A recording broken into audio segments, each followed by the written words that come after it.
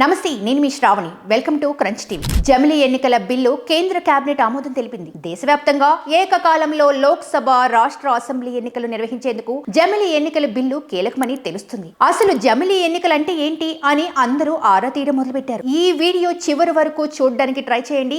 జమిలీ ఎన్నికలు అంటే ఏంటి, అసలు ఫస్ట్ ఎప్పుడు ఎవరు ఎక్కడ స్టార్ట్ చేశారు, ఈ ఎన్నికలకి యూజ్ ఉందా లేకుంటే ప్రాబ్లమ్స్ ఉన్నాయా, ఎలాంటి సవరణలు చేయాలి అనే అంశాలన్నిటి గురించి దీంట్లో మనం క్లియర్గా మాట్లాడుకుందాం. జమిలీ ఎన్నికలు అంటే ఏంటంటే, జమిలీ ఎన్నికలు అనగా దేశం మొత్తం ఒకేసారి పార్లమెంట్ మరియు రాష్ట్ర అసెంబ్లీ ఎన్నికలు నిర్వహించడం, అంటే వన్ నేషన్ వన్ ఎలక్షన్ అని పిలుస్తారు. జమిలీ ఎన్నికల ముఖ్య ఉద్దేశం ఎన్నికల నిర్వహణ వ్యయాన్ని తగ్గించడం మరియు పాలనను మరింత సమర్థవంతంగా నిర్వహించడం. భారతదేశంలో మొదటిసారిగా 1952లో పార్లమెంట్ మరియు రాష్ట్ర అసెంబ్లీ ఎన్నికలు ఒకేసారి జరిగాయి. అయితే 1967 తర్వాత కేంద్రంలో మరియు రాష్ట్రాల్లో ప్రభుత్వం పడిపోవడం వల్ల ఎన్నికలు విడివిడిగా జరుగుతూ వస్తూ ఉన్నాయి. దీనివల్ల ఎన్నికల కోసం ఎక్కువ సమయం వ్యయం కేటాయించాల్సి రావడం మొదలైంది.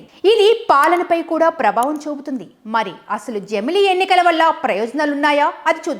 జమిలీ ఎన్నికలు నిర్వహించడం వల్ల వ్యయాన్ని గణనీయంగా తగ్గించవచ్చు. ప్రతి ఎన్నికల సమయంలోనూ ప్రభుత్వం మరియు అధికార యంత్రాంగం ఎక్కువ సమయాన్ని ఖర్చు చేయాల్సి వస్తుంది. జమిలీ ఎన్నికల వల్ల ఈ సమస్యల నుంచి ఉపశమనం కలుగుతుంది. అదనంగా అన్ని ప్రభుత్వాలు ఒకే సమయంలో ఏర్పాటు అవ్వడం వల్ల పాలనా స్థిరత్వం కూడా సాధ్యమవుతుంది.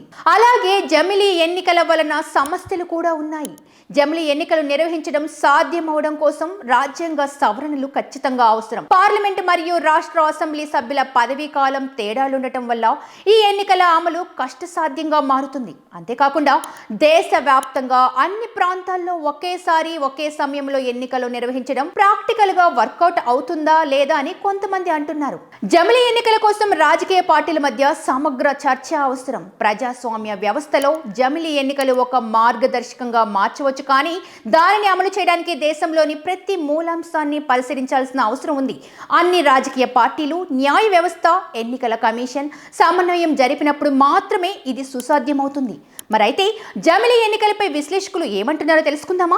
జమిలీ ఎన్నికల నిర్వహణలో సిబ్బంది వినియోగానికి ఖర్చు తగ్గుతుందని విశ్లేషకులు అంటున్నారు. ఎన్నికలలో ఎలక్షన్ కోడ్ అడ్డంకులు ఉండవని, ఓటింగ్ శాతం పెరిగే అవకాశం ఉంటుందని కూడా చెబుతున్నారు. మరోవైపు లాజిస్టిక్స్ సమస్య అడ్డంకిగా మారుతుందని విశ్లేషకులు అభిప్రాయపడుతున్నారు.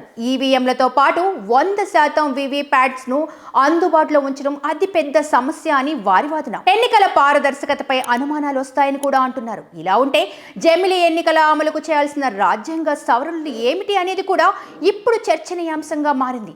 లోక్సభ, రాజ్యసభ కాలపరిమితికి సంబంధించిన ఆర్టికల్ 83 సవరణ, రాష్ట్రాల అసెంబ్లీలకు 5 ఏళ్ల గడువును నిర్దేశించే ఆర్టికల్ 172(1) సవరించడం, ఎమర్జెన్సీ పరిస్థితుల సమయంలో సభ కాలపరిమితిని ఏడాదికి మించకుండా పార్లమెంటు చట్టం ద్వారా వీలు కల్పించే ఆర్టికల్ 83(2)ని సవరించడం, రాష్ట్రపతికి లోక్సభను రద్దు చేసే అధికారాలు ఇచ్చే ఆర్టికల్ 85(2)(b) సవరణ చేయాల్సి ఉంటుంది. రాష్ట్రాల అసెంబ్లీల రద్దు అధికారం గవర్నర్కు ఉండే ఆర్టికల్ 174(2)(b)ని సవరించాల్సిన అవసరం ఉంది. అలాగే రాష్ట్రంలో రాష్ట్రపతి పాలనకు వీలు కల్పించే ఆర్టికల్ 356కి సవరణ చేయాలి.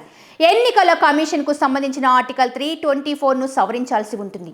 ఈ విధంగా చాలా సవరణలు కూడా ఉన్నాయి. సో ఇదంతా ఖచ్చితంగా సాధ్యమైతే మాత్రం జమిలీ ఎన్నికలు ఖచ్చితంగా సాధ్యమవుతుందనే చెప్పొచ్చు.